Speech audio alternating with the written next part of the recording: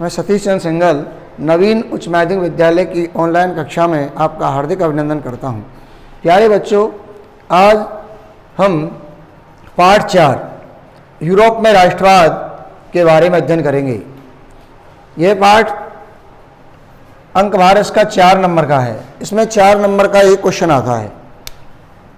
4 number का board परीक्षा में एक क्वेश्चन आता है। तो आज हम बोर्ड परीक्षाओं पर आधारित महत्वपूर्ण क्वेश्चनों के बारे में अध्ययन करेंगे। इस पाठ में सबसे पहले है राष्ट्रवाद के बारे में। राष्ट्रवाद क्या होता है? राष्ट्रवाद का शाब्दिक अर्थ होता है अपने देश के प्रति प्रेम, समर्पण और त्याग की भावना। ये राष्ट्रवाद कहलाती है। आज अपन इस पाठ में यूरोप के विभिन्न देशों में राष्ट्रवाद के बारे में पढ़ेंगे। तो सबसे पहला इसमें जो क्वेश्चन है वो ये है कि यूरोप में राष्ट्रवाद के उदय के क्या कारण थे।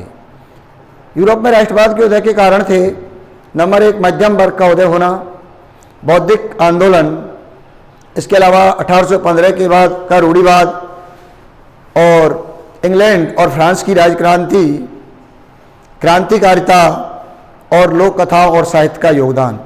इन सब बातों के कारण यूरोप में राष्ट्रवाद का उदय हुआ। ये बहुत महत्वपूर्ण क्वेश्चन है, तो इनके बारे में आज आपको बताया। इसके बाद में औद्योगिक क्रांति के बारे में आपको बता दूं। औद्योगिक क्रांति, औद्योगिक क्रांति क्या है? बड़े पैमाने पर मशीनों के द्वारा उत्पादन। औद्योगिक क्रांति का शाब्दिक अर्थ है, औद्योगिक क्रांति का शाब्दिक अर्थ है बड़े पैमाने पर मशीनों के द्वारा अंतर्राष्ट्रीय बाजार के लिए उत्पादन करना औद्योगिक क्रांति कहलाता है।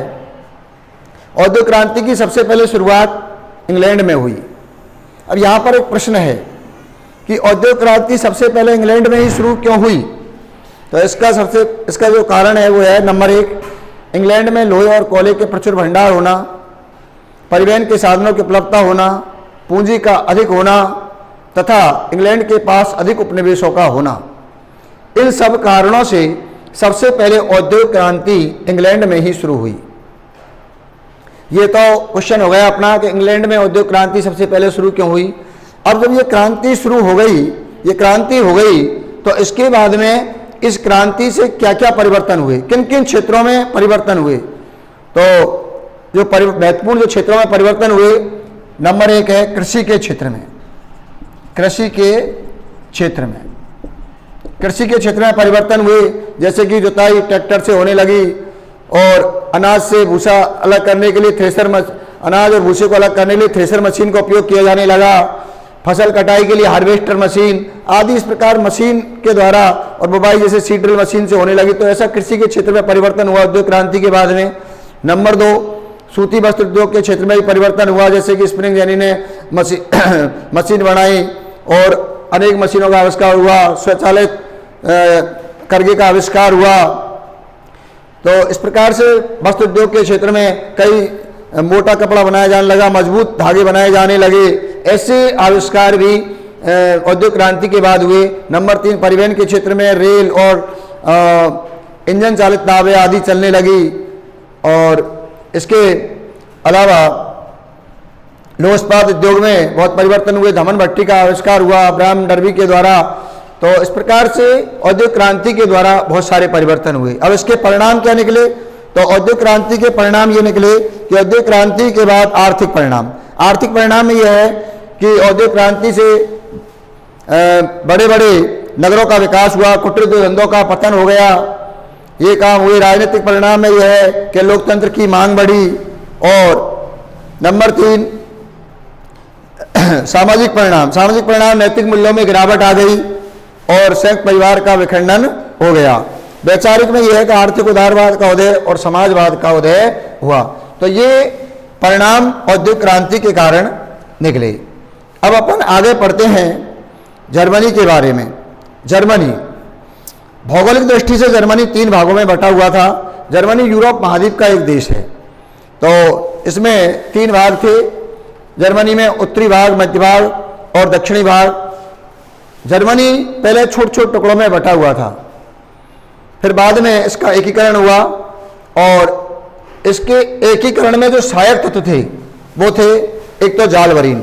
जालवरीन क्या था? एक व्यापारिक संगठन था जिसके कारण जर्मनी के छोटे छोटे जो 39 राज्य थे वो सब एक हो गए और इससे जर्मनी में एकीकरण में इससे बहुत बड़ा सहयोग मिला। इसके बाद है बौद्धिक आंदोलन और औद्योगिक विकास, ये सब जर्मनी के एकीकरण के सहायक तत्व है। बोर्ड परीक्षा की दृष्टि से बहुत महत्वपूर्ण क्वेश्चन है ये। जर्मनी के एकीकरण में बाधा ये थी, ऑस्ट्रिया उसमें हस्तक्षेप कर रहा था, जर्मनी छोटे छोटे प्रांतों में बटा हुआ था, जर्मनी में आर्थिक, प्रांतिक, धार्मिक विविधता थी, सामाजिक विविधता थी, और इंग्लैंड और फ्रांस भी जर्मन राज्यों में अपनी रुचि बनाए हुए थे और जन सामान्य में जागृति का अभाव था। जर्मनी में जर्मनी के दक्षिणी राज्यों पर पोप का अधिकार था। इन सब बातों के कारण जर्मनी के एकीकरण में बाधाएं आ रही थी। तो इनके बाद बिस्मार्क आदि के योगदान से जर्मनी का एकीकरण हुआ। उसके सहायक तत्वों के बारे में मैंने बताया, जालबरीन और बौद्धिक विकास, हीगल, काम्टे आदि वहाँ पर दार्शनिक हुए जिन्होंने अपने नाटकों, साहित्यों के माध्यम से जर्मनी में जागृति पैदा की और जर्मनी में एकीकरण हुआ। औद्योगिक क्रांति हुई, बड़े बड़े नगरों का विकास हुआ, परिवहन के साधनों का विकास हुआ, लोगों को रोजगार मिला, कारखानों की स्थापना हुई, जिसके कारण भी जर्मनी में सहयोग की भावना हुई, राष्ट्रीयता की भावना पैदा हुई और जर्मनी के एकीकरण में सहयोग मिला। अब अपन बढ़ते हैं आगे इटली के एकीकरण के बारे में। इटली ये भी यूरोप महाद्वीप का एक देश है और इसी प्रकार से इटली का भी एकीकरण हुआ। इटली के एकीकरण में भी यही बाधा थी कि ऑस्ट्रिया का हस्तक्षेप था। इटली 3 राजनीतिक इकाइयों में बटा हुआ था और जो कुलीन वर्ग था वो अपनी सत्ता को स्थापित बनाए रखना चाहता था। आदि बातों के कारण इटली के एकीकरण में बाधा आ रही थी। इटली के एकीकरण में भी जो सहायक तत्व थे वो थे यंग इटली,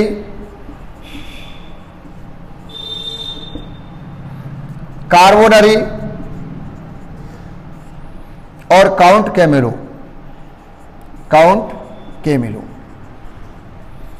ये इटली के एकीकरण के सहायक तत्व है। Young Italy, Carbonari, Count Camillo, ये सब इटली के एकीकरण में सहायक तत्व थे। इटली के एकीकरण में काबूर का बहुत बड़ा योगदान था।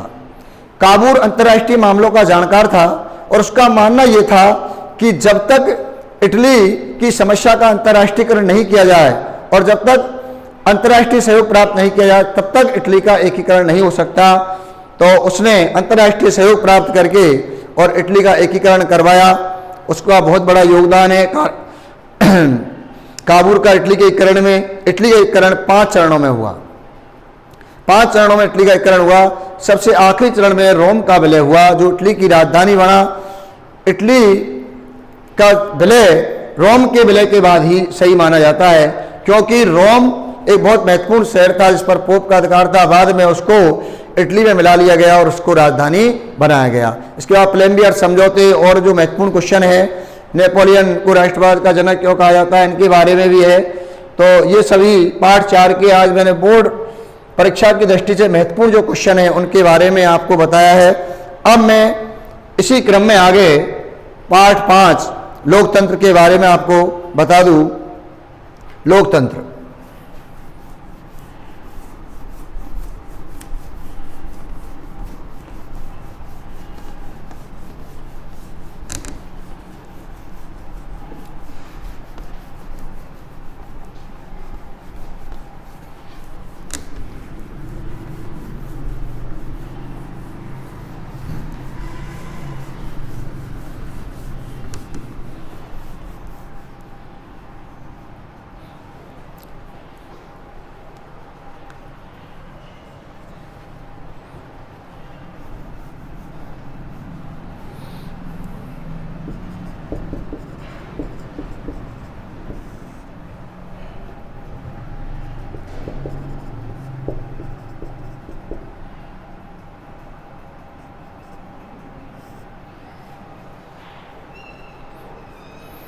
बारे में बता दूं। अब मैं देखो अपना जो राजनीति विज्ञान वाला जो सिलेबस है उसमें से बता दूं।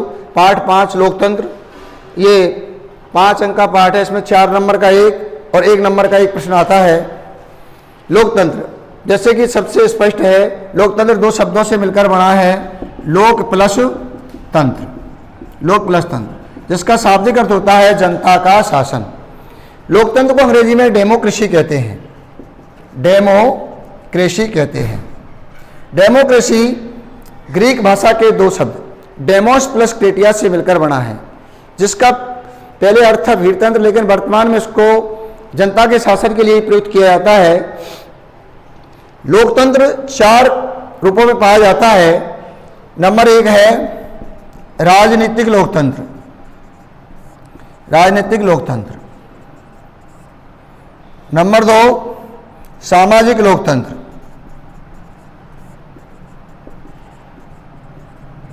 और नंबर 3 आर्थिक लोकतंत्र।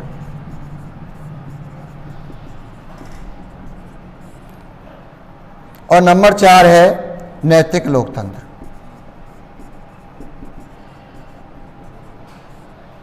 लोकतंत्र 4 प्रकार से पाया जाता है, राजनीतिक लोकतंत्र, सामाजिक लोकतंत्र, आर्थिक लोकतंत्र, नैतिक लोकतंत्र। राजनीतिक लोकतंत्र की उत्पत्ति पश्चिमी देशों में हुई, इसलिए इसको पश्चिमी लोकतंत्र भी कहा जाता है। ये 2 रूपों में है, राज्य के प्रकार के रूप में, शासन के प्रकार के रूप में। राज्य के प्रकार के रूप में इसको कल्याणकारी राज्य कहा जाता है, और शासन के प्रकार के रूप में लोकतांत्रिक शासन के रूप में है। इसके 2 प्रकार है, प्रत्यक्ष लोकतंत्र और अप्रत्यक्ष लोकतंत्र। प्रत्यक्ष लोकतंत्र छोटे देशों के लिए सही होता है, और इसमें सारी जनता ही शासक होती है और वही शासित होती है। यह वर्तमान में स्विट्जरलैंड के 5 प्रांतों में पाया जाता है, छोटे देशों के लिए सही है। इसके बाद अप्रत्यक्ष लोकतंत्र, यह बड़े देशों के लिए इसे प्रतिनिधि लोकतंत्र भी कहते हैं। इसमें जनता के द्वारा चुने हुए प्रतिनिधि भाग लेते हैं। प्रतिनिधि लोकतंत्र में 2 प्रकार की शासन प्रणालियां पाई जाती है, संसदीय शासन प्रणाली और अध्यक्षात्मक शासन प्रणाली।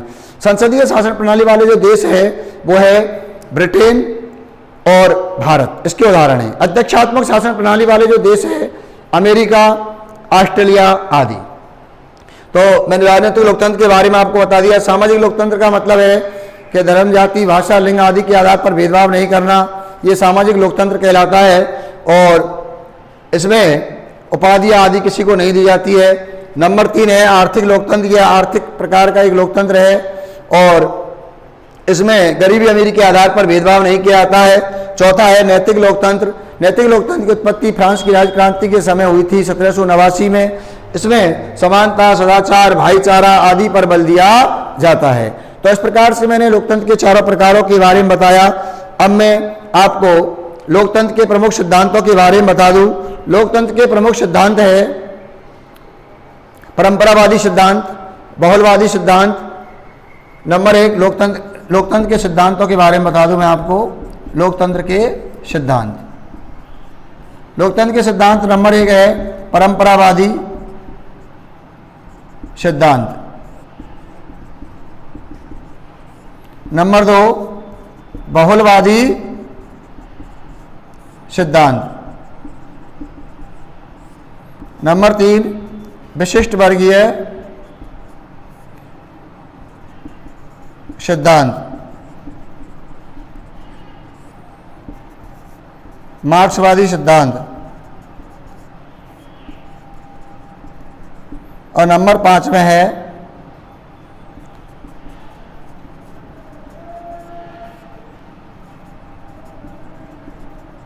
परंपरावादी सिद्धांत। तो इस प्रकार से ये 5 सिद्धांत है। परंपरावादी सिद्धांत में बेंथम, जॉन लॉक, रूसो आदि ये परंपरावादी सिद्धांत के विद्वान हैं। इनका मानना है कि व्यक्ति बुद्धिमान प्राणी होता है और वह अपना हित अनित जानता है। शासन की सीमितता पर इसमें बल दिया गया है और संविधान के अनुसार शासन चलाने की बात कही है। बहुलवादी सिद्धांत ये संघात्मक शासन में विश्वास करता है। GDH कॉल, लास्की आदि इस सिद्धांत के प्रणेता है।